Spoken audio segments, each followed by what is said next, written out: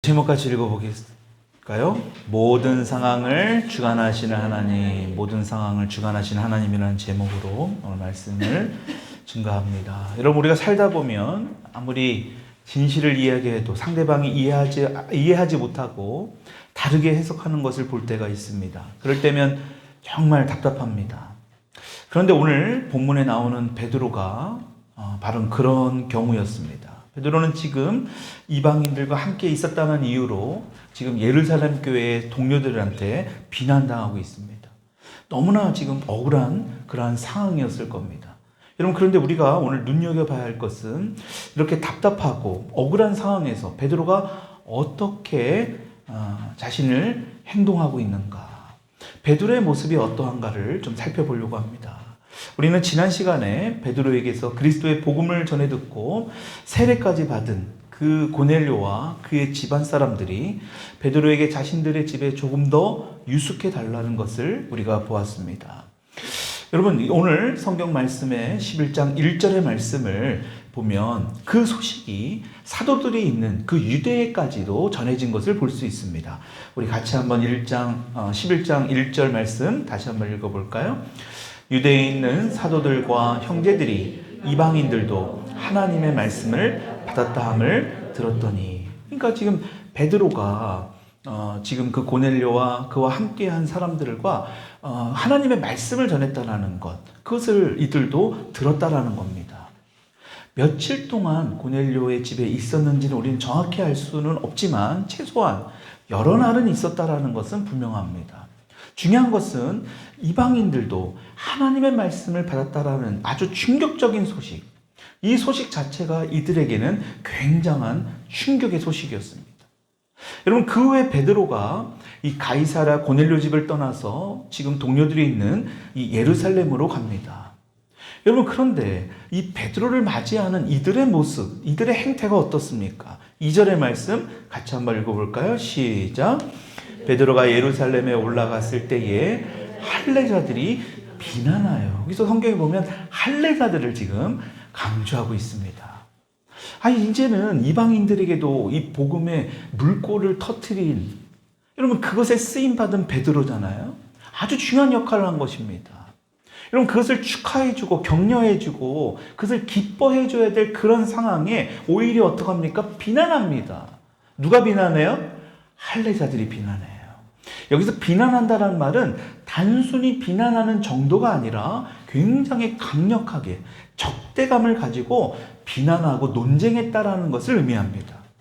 여러분, 그리고 성경은 그들이 베드로를 비난한 결정적인 이유가 무엇인가를 말씀하고 있습니다. 3절의 말씀 읽어볼까요? 시작.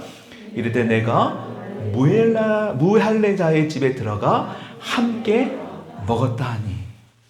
여러분 보십시오. 지금 할례자, 무할례자가 나옵니다. 여러분, 다른 것을 비난한 것이 아니라 네가 지금 이방인에게 가서 복음을 전했어? 하나님의 말씀을 전했어? 이것을 비난한 것이 아니라 무엇을 비난합니까? 왜 함께 집에 들어가서 식사를 했느냐라는 거예요. 여러분, 이 말에 무슨 의미입니까? 지금 자신들이 가지고 있는 전통, 그 관습이 있는데 왜 그것을 깨고 지금 무할례자들 집에 들어가서 함께 식사를 했느냐, 이것을 이야기합니다.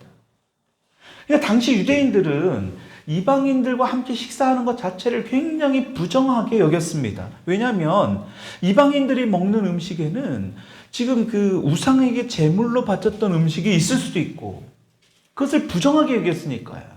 자신들이 부정하게 생각하는 그 음식들이 그 음식 안에 포함될 수도 있고 섞여 있을 수도 있기 때문에 이들은 굉장히 좀 부정하게 여겼어요. 그래서 혹시라도 이방인들에게 초대를 받아서 함께 식사를 하는 경우가 있다 할지라도요, 자기들이 따로 먹을 음식을 싸와서 그들과 함께 식사를 했다. 여러분, 이 정도로 이들에게는 이러한 전통, 이러한 율법이 이들에게 있었다라는 거예요. 그러니까 지금 이것을 지금 베드로에게 항의하고 비난하는 이유가 바로 이런 이유입니다. 여러분, 이렇게 사람들이요, 정통을 만들고 이런 어떤 자신의 가치관, 이념을 만드는 것이 얼마나 위험한 것인지, 여러분, 우리에게 잘 보여주고 있는 겁니다. 우리도 몰라요. 우리도 각자 저와 여러분들이 가지고 있는 어떤 정통, 가지고 있는 어떤 생각, 관념이 있습니다. 여러분, 그런데 문제는 그것이 하나님의 말씀의 의도와 전혀 상관없는 것이라면 여러분, 이러한 문제를 발생시킬 수 있다는 겁니다. 여러분, 잘 보십시오. 예루살렘에서 지금 베드로를 비난하는 사람들이 누구라고 성경은 말씀합니까? 할례자들이에요. 여러분, 이 할례자들이 누구예요? 이들은 유대인이면서 십자가에서 죽으시고 부활하신 예수님을 믿는 자들입니다. 그러니까 이것을 믿는 그러한 그리스도인들이 바로 이 할례자들을 의미합니다. 여러분, 그런데도 이 부정한 무할례자들과 식사를 나누었다고 지금 베드로를 비난하고 있는 거예요. 이러한 비난한 이유, 아까도 말씀드렸지만 어떤 정통, 어떤 관례를 깼다라는 것. 여러분, 그런데 그 기반에는, 그런 이야기를 하는 기반에는요, 그 이방인들보다 자신들이 더 우월하다라는 것을 이야기하는 거예요. 그러니까 자신들이 더 낫다라는 것. 자기들은 할례자들이고 율법과 정통을 철저하게 지키는 그러한 하나님의 택한 백성들인데, 그 거룩함을 지키는 사람들인데 그렇지 않은 사람과 함께 했다라는 것, 자신들의 우월성을 지금 강조하고 있는 거예요. 여러분, 정말 하나님의 뜻을 제대로 알지 못하는 이들의 모습을 우리가 알 수 있습니다. 여러분, 하나님께서 왜 이스라엘을 선택하셨을까? 여러분, 사실 이스라엘을 선택하셨다기보다는 아브라함 한 사람을 선택했다라는 것이 원래 맞는 말이죠. 여러분, 그 당시에 모든 사람이 우상을 섬기던 시대였어요. 그때에 아브라함을 하나님이 택하셨어요. 아브라함이 특별히 어떤 특정한 사람이어서가 아니라, 하나님 앞에 뭔가 잘 보였던 사람도 아니라 하나님이 일방적으로 아브라함을 택하셨습니다. 그리고 그를 부르시고 그를 통해서 그의 후손들을 하나님의 백성으로 삼아주신 거예요. 이것을 공식화한 것이 애굽을 나올 때 모세를 통해서 시내산에서 확정한 거잖아요. 그렇죠? 이제 너희는 너희 하나님이고 너희는 이제 나의 백성이다. 내 자녀다. 이것을 확정한 겁니다. 여러분, 그러니까 아브라함을 부르실 때에, 이스라엘을 선택하실 때 그 선택하신 것은 이스라엘이 다른 민족보다 잘났거나 뭔가 돋보였거나 그런 자격이 있어서가 아니라는 거예요. 오히려 그 당시 이스라엘 백성은요, 애굽에서 우상을 섬겼던 사람들입니다. 노예로 살아가면서 노예 근성 가운데 살았던 사람, 정결한 삶을 살았다고 볼 수 없는 사람들이 바로 이스라엘 사람들이었어요. 여러분, 차라리 그 시대에 하나님께서 택하셨다면, 여러분 잘 보십시오. 이스라엘 백성보다는 애굽 백성들을 택하셨던 게 더 나을 수 있어요. 문명적으로나 모든 면에서 더 나았던 민족은 사실 애굽 사람들 아닙니까? 여러분, 그럼에도 불구하고 형편없는 이스라엘 백성들을 택하셨다는 거예요. 왜요? 그것은 전적으로 아브라함과의 하나님과의 약속 때문이었어요. 하나님과의 언약. 오늘도 우리가 약속의 말씀을 보는 겁니다, 여러분. 그 약속의 말씀을 우리가 때로는 잊고 살아갈 때가 있지요. 그것을 전혀 어떤 사람들은 알고 싶어 하지도 않는 사람도 있고, 어떤 사람들은 관심조차도 없는 사람들도 있을 수 있습니다. 여러분, 그렇기 때문에 하나님께서 그 약속의 말씀을 오늘 저와 여러분들에게 다시금 새겨주시는 거예요. 다시금 듣게 해주시는 겁니다. 여러분, 그래서 아브라함과 맺으신 그 약속 때문에 이스라엘 백성들을 택하신 거예요. 근데 그 이스라엘 백성들의 숫자가 어떻습니까? 너무나 적은 숫자였어요. 보잘것없는 민족이었습니다. 그래서 신명기 7장 7절 8절에 이렇게 말씀하시잖아요. 같이 띄어놓은 말씀 읽어볼까요? 시작. 여호와께서 너희를 기뻐하시고 너희를 택하심은, 잘 보세요. 하나님께서 너희를 기뻐하고 너희를 택한 이유를 말씀하십니다. 읽어볼까요? 시작. 너희가 다른 민족보다 수요가 많기 때문이 아니라 너희는 오히려 모든 민족 중에 가장 적으니라. 아멘. 이것이 하나님의 은혜인 줄 믿습니다. 저와 여러분들을 오늘 이 예배 가운데 부르신 것은 여러분들이 잘나서가 아니라, 여러분들이 정말 뭔가 위대해서가 아니라 하나님의 전적인 은혜라는 것을 말씀하고 있는 거예요. 여러분, 8절도 같이 읽어봅시다. 여호와께서, 시작. 여호와께서 다만 너희를 사랑하시로 말미암아. 아멘. 여러분 아멘 아닙니까? 하나님께서 뭐 하셔서요? 오직 사랑하시름으로 말미암아. 또는 읽읍시다. 시작. 또는 너희의 조상들에게 하신 맹세를 지키라 하심으로 말미암아. 아멘. 약속하셨기 때문이라는 거예요. 오늘 어버이 주일이지만 오늘 이 중에는 여러분들 가운데 모태신앙으로서 여러분들 신앙을 지금 유지하고 있는 분들이 있을 거예요. 여러분들의 부모님을 통해서 하나님이 약속하신 것이 있습니다. 그 약속하신 말씀을 여러분들의 인생에서 지금 살아가고 있는 거예요. 근데 그것을 아는 사람과 그것을 알지 못하는 사람이 있지요. 여러분 그것이 안타깝습니다. 분명한 것은 하나님의 약속은 결코 그 약속을 그 누구도 깰 수 없다라는 거예요. 반드시 그 약속을 지키시는 분이 우리 하나님 아버지인 줄 믿습니다. 여러분 그 은혜로 우리가 살아가고 있는 거예요. 계속 읽어볼까요? 자기의 권능 시작. 자기의 권능의 손으로 너희를 인도하여 내시되 너희를 그 종 되었던 집에서 애굽 왕 바로의 손에서 속량하셨나니. 아멘. 여러분 이분이 바로 하나님이에요. 우리 아버지예요. 여러분 이스라엘 민족은 오히려 민족 중에서 아주 적은 숫자라고 이야기합니다. 여러분 당시에는요, 지금도 그렇습니다만 그 인구의 수, 여러분 능력을 상징합니다. 그 힘을 상징하던 시대예요. 여러분 그런데 보잘것없는 아주 적은 민족을 택하셨다? 여러분 그것은 하나님의 전적인 은혜를 우리에게 보여주신 거예요. 여러분 그리고 보잘것없는 민족을 뭐 하셨어요? 제사장 민족으로 삼으셨잖아요. 할렐루야. 그것을 통해서 하나님이 어떤 분인가를 전 인류에게 보여주고 계시는 거예요. 그래서 모든 민족들이 그것을 보면서 하나님이 어떤 분이구나. 나도 우리도 하나님 앞에 나와야 되겠구나. 그런 은혜를 베풀어 주셨다라는 거예요. 여러분 그래서 하나님께서 아브라함을 부르실 때도 하나님의 백성이라는 증표로 할례를 행하라고 하신 거예요. 그래서 그 할례를 통해서 하나님께서 너희를 택하셨다라는 것 결코 너희가 잊어서는 안 된다. 여러분 그런데 시간이 흘러서 그 이스라엘 백성들이 할례가요 자신들을 더 다른 민족보다 우월하게 생각하는, 자신들을 과시하는 것으로 잘못 변질되었다라는 거예요. 그래서 오늘 본문에도요 할례자들, 무해 할례자들로 표현하고 있는 거예요. 그러니까 지금 할례자들이 예수를 믿고 구원받아 크리스찬이 되었다라고 하면서도 여전히 할례 그 자체를 자신의 의로 삼아버렸다는 거예요. 오직 예수님 때문에 구원받았음에도 불구하고 구원받은 것이 자기들이 마치 어떤 자격이 있었던 것처럼, 구원을 받은 것이 마땅한 것처럼 여기는 것을 우리가 오늘 볼 수 있는 거예요. 여러분 오늘 우리가 이것을 꼭 기억해야 합니다. 오늘 본문 속에 등장하는 할례자들, 여러분 그냥 유대인들이 아니었다라는 것, 분명히 예수 그리스도를 구주와 주인으로 고백하는 크리스찬들이었다라는 것, 예루살렘 교회의 성도들이었다라는 것, 여러분 우리가 이것을 알아야 됩니다. 근데요 바로 이런 일들이 오늘 우리가 살아가는 이 시대에도 일어나고 있습니다.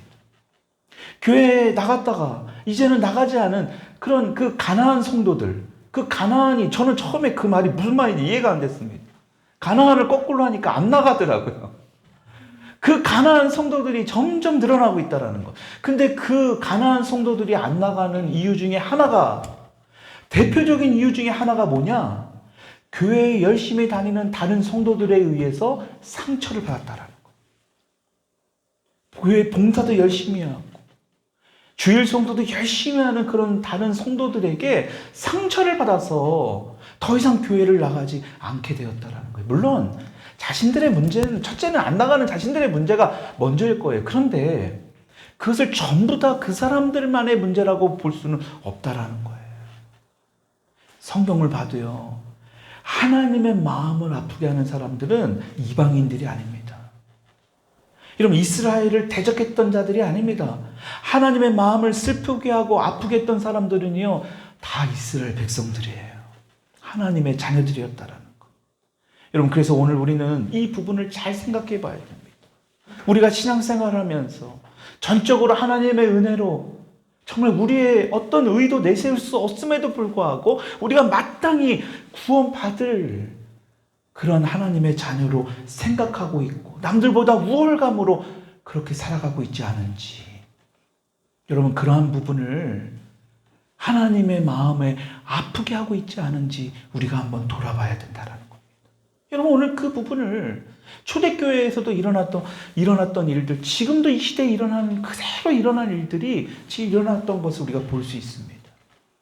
여러분 이제 베드로는 이런 비난을 받고 나서 이것이 어떻게 된 일인지를 참 자세하게 차례대로 지금 설명합니다. 4절의 말씀을 읽어볼까요? 시작. 베드로가 그들에게 이 일을 차례로 설명하여. 여러분 베드로 입장에서는 굉장히 억울하지 않겠습니까? 자신도 지금 고넬료라는 이방인을 만나고 싶지 않았습니다.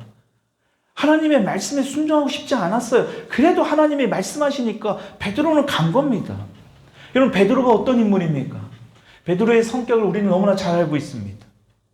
지금 이전의 모습, 베드로의 모습으로는 지금 이런 상황에 맞부딪혔을 때 베드로가 어떻게, 우리가 지금 우리 11장 말씀을 다 읽었지만 어떻게 이렇게 부드러운 사람이 되어 수 있었을까? 여러분 베드로는 게다가요 초대교회의 지도자급입니다. 최고 지도자의 위치에 있던 사람이 베드로예요. 근데 지금 그런 베드로를 지금 비난하는 동료들이 있는 거 아닙니까? 베드로의 이전 성격을 본다면 이건 그냥 넘어갈 수 없는 상황이에요. 여러분 그럼에도 이 본문 말씀을 통해서 우리가 알 수 있는 것은 베드로는요 놀랍게도 자신을 비난하는 이들에게요 차례대로 설명했다라는 것을 지금 성경의 이 사도행전의 저자가 누구죠? 누구예요? 누가입니다.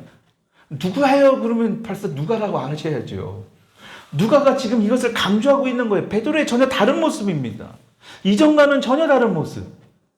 혈기와 분노로 충만했던 베드로가 완전히 바뀌었습니다. 왜요? 부활하신 주님을 만났어요.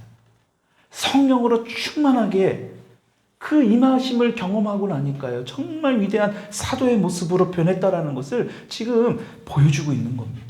그리고 지금 10장 말씀과 11장의 똑같은 사건을 다시 재차 반복하면서 이 누가는 이 사건 자체가 너무너무나 중요한 것을 지금 우리에게 강조하고 있는 거예요.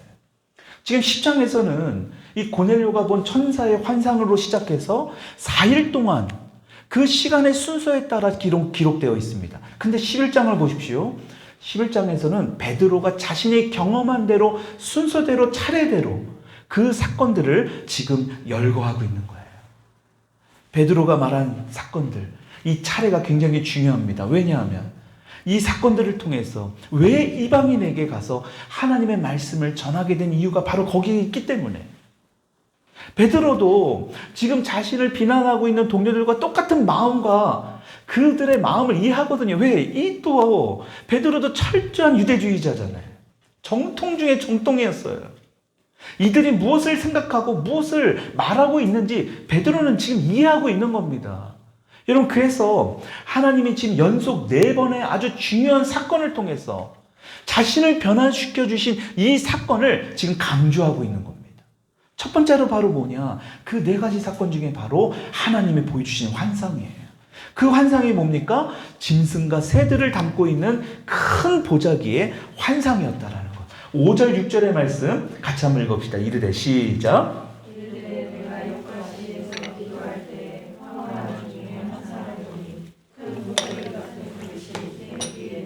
하늘로부터 내리오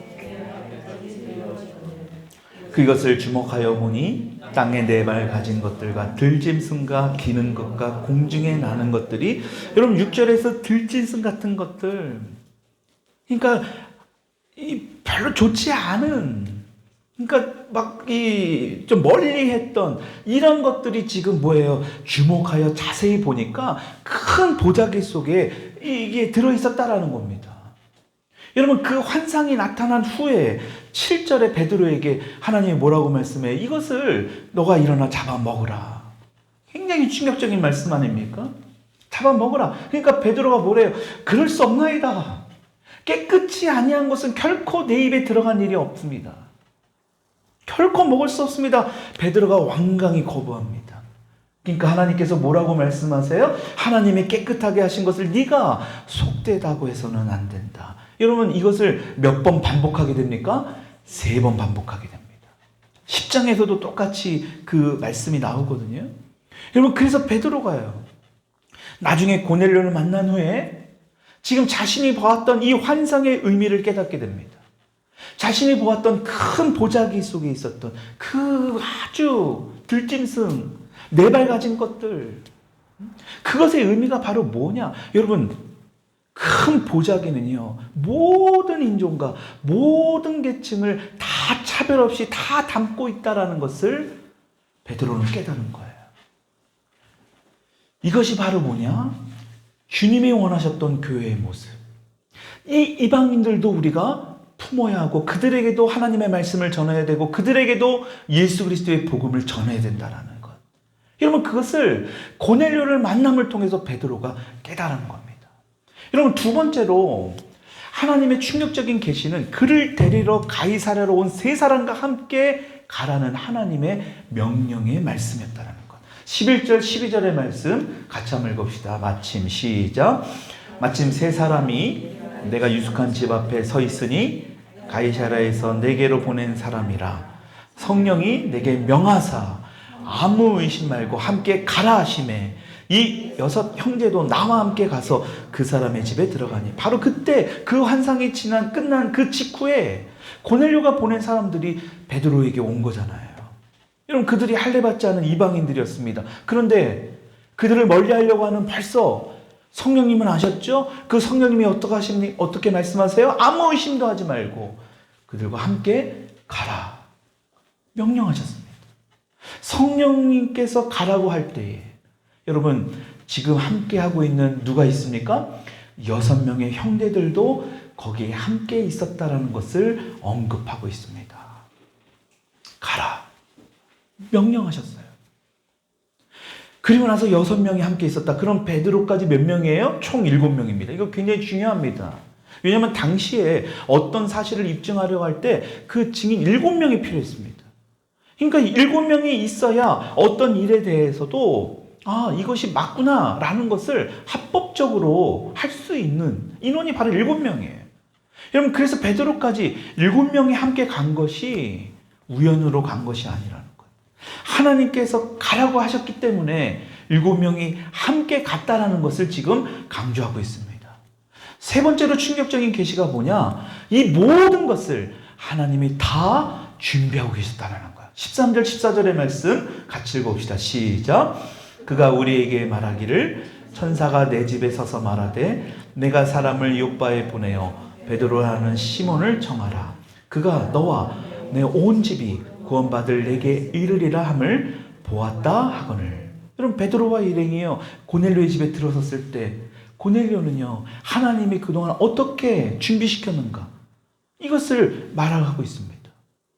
하나님께서 베드로는 베드로대로, 고넬료는 고넬료대로, 지금 지역적으로 멀리 떨어져 있었는데 하나님은 뭐 하신 거예요? 각각 다른 곳에 있었음에도 불구하고 이 2사람들에게 천사를 보내시고 환상을 통해서 완벽하게 준비하셨다는 것을 지금 말씀하고 있는 겁니다. 완벽하게 준비하셨습니다. 그리고 네 번째로 베드로에게 주어진 이 충격적인 계시가 뭐냐? 한번 따라할게요. 하나님의 행동하심. 주님의 일하심이에요. 하나님의 행동하심. 15절 16절의 말씀을 읽읍시다. 시작. 내가 말을 시작할 때에 성령이 그들에게 임하시기를 처음 우리에게 하신 것 같이 하는지라. 내가 주의 말씀에 요한은 물로 세례를 베풀었으나 너희는 성령으로 세례를 받으리라 하신 것이 생각났노라. 아멘. 여러분, 하나님의 말씀은요, 결코 1.1획도 변화되지 않아요. 반드시 지키시는 분이 우리 하나님의 말씀인 줄 믿으시기를 축복합니다.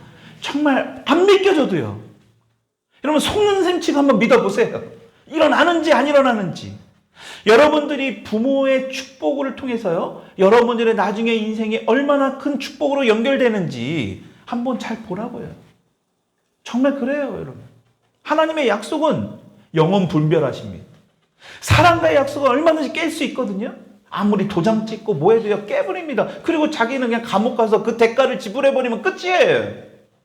그러니까 막 억울하잖아요. 그렇죠? 근데 하나님의 약속은 결코 변화시키지 않아요. 바꾸지 않아요. 깨지 않습니다. 여러분 이것을 우리가 볼 수 있어요. 여러분 10장 44절의 말씀 우리 한 장 넘겨서 한번 볼까요? 10장 44절 같이 읽어보세요. 시작. 베드로가 이 말을 할 때 성령의 말씀 듣는 모든 사람에게, 지금 고넬료에게 말씀을 전하고 있는데 성령이 임하신 거예요. 그리고 15절에 베드로가 이 사람들에게, 동료들에게 뭐라고 얘기합니까? 성령이 임하셨는데 처음 우리에게 임하신 것처럼 똑같이 그렇게 됐더라는 거예요. 처음이 언제입니까? 처음이 언제예요? 마가의 다락방에서 오순절에 놀라운 성령의 역사를 경험했을 때, 그때와 똑같더라는 거예요. 처음 성령님이 자신들에게 임하셨던 것과 똑같이 고넬료의 집에서도 하나님의 말씀을 전하는데 성령이 임하셨다라는 것을 지금 말씀하고 있습니다. 여러분 바로 그때 베드로가요. 어떤 분들은 베드로가 똑똑해서 이 생각이 났다. 아닙니다. 성령님이 알려주신 거예요. 성령님이 감동을 주신 것입니다. 무엇을 기억했을까요? 사도행전 1장 5절의 말씀 한번 볼까요? 앞에서.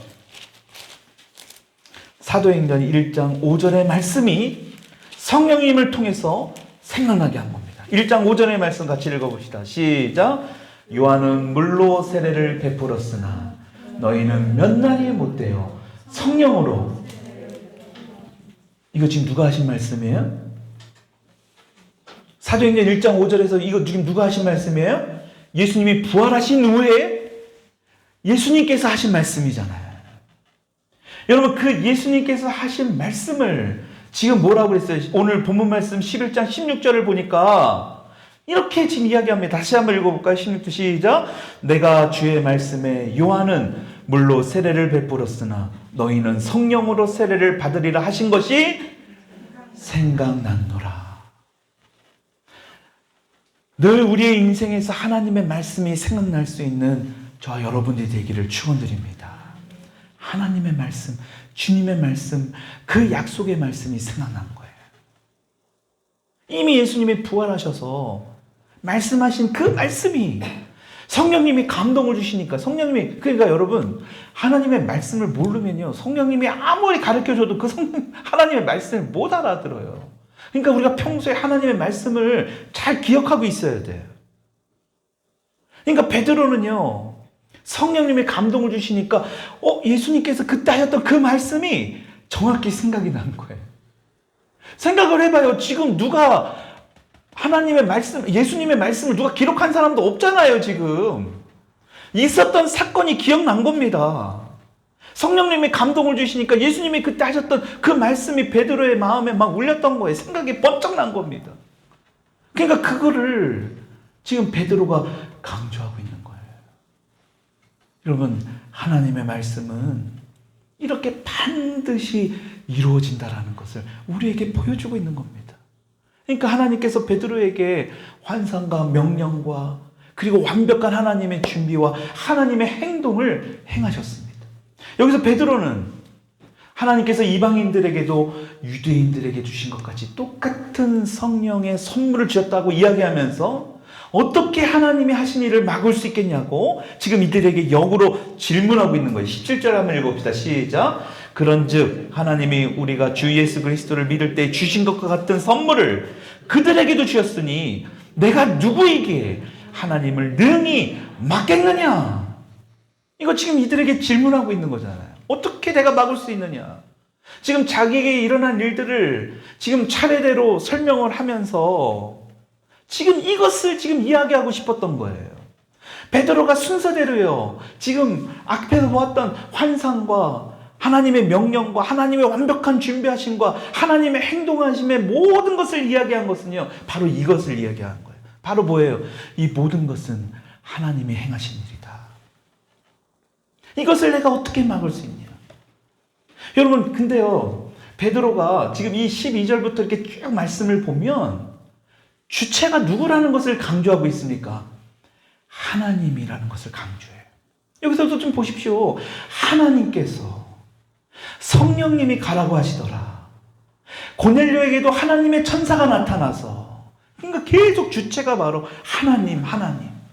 주님의 말씀이 생각나더라. 17절에도 하나님이, 그러니까 모든 주어가요, 베드로의 말에는 다 하나님입니다. 하나님이 주체. 하나님이 이런 일을 다 만드셨고 하나님이 그렇게 하셨기 때문에 나는 그렇게 할 수밖에 없었다. 나는 확신했다라는 것을 지금 강조하고 있는 거예요. 그래서 마지막에 내가 누구이기에 하나님의 일을 능히 맡겠느냐. 여러분, 이것을 이야기하는 겁니다.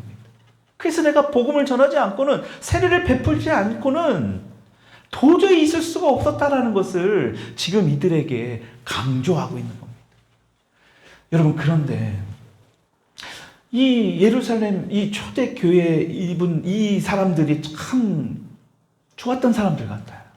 이런 말을 했다면 오히려 또 항변하면서, 그렇죠? 자기들의 입장을 막 뭔가 이야기하고 율법대로 뭐 자기의 정통대로 교리대로 뭔가 이야기를 하고 막 따지면서 그렇게 해야 되는데 이들이 어떡합니까? 18절 말씀을 읽읍시다. 시작.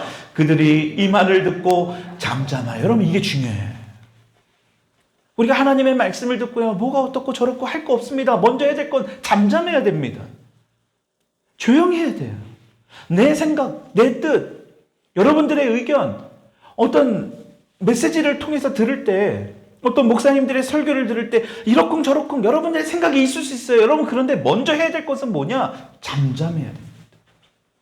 초대교회의 위대한 게 바로 이겁니다.